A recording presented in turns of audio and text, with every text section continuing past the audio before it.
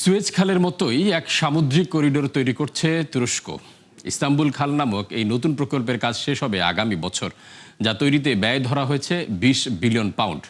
প্রকল্পের মূল উদ্দেশ্য টোলের মাধ্যমে রাজস্ব আদায় আর বিশ্ব বাণিজ্য প্রবাহের নতুন রূপ স্থাপন। নাদিয়া ইসলাম তুলির রিপোর্টে বিস্তারিত। বিশ্বজুড়ে যখন আলোচনার তুঙ্গে হরমুজ প্রণালী, তখন নীরবে সুয়েজ খালের আদলে এক সামুদ্রিক করিডোর তৈরির কাজ এগিয়ে নিচ্ছে তুরস্ক।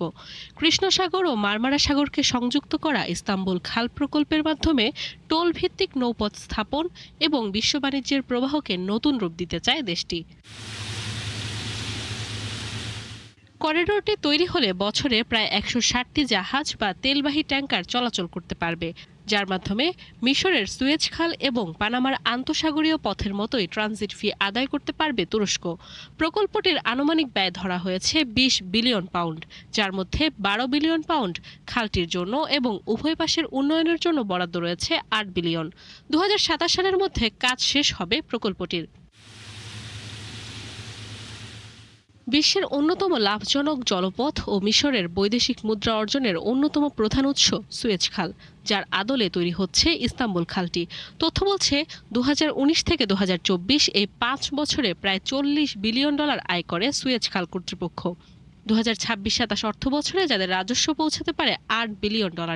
আইএমএফ বলছে লোহিত সাগরের উত্তেজনা প্রশমিত হওয়ায় 2030 সাল নাগাদ এই আয় পৌঁছাতে পারে $12 বিলিয়ন। মূলত সুয়েজ খালের শক্তিশালী রাজস্ব দেখে কৃত্রিম জলপথ নির্মাণের আগ্রহ বাড়ে তুরস্কের। কারণ সুয়েজ ও পানামা খাল মানবসৃষ্ট জলপথ হওয়ায় টোল আদায়ে নেই কোনো প্রকার জটিলতা। অন্যদিকে বসফরাস ও হরমুজ প্রণালীর মতো প্রাকৃতিক পথগুলোতে ট্রানজিট ফি আরোপে নেই জাতিসংঘের অনুমোদন। তবে কেপলার বলছে, আইনি মারপ্যাচ এড়িয়ে হরমুজ প্রণালীকে একটি শুল্ক প্রদানকারী করিডোরের আনুষ্ঠানিক রূপ বাস্তবায়ন হলে বছরে $5 থেকে $8 বিলিয়ন আয় করতে পারবে ইরান ও ওমান। নাদিয়া ইসলাম তুলি, ৭১।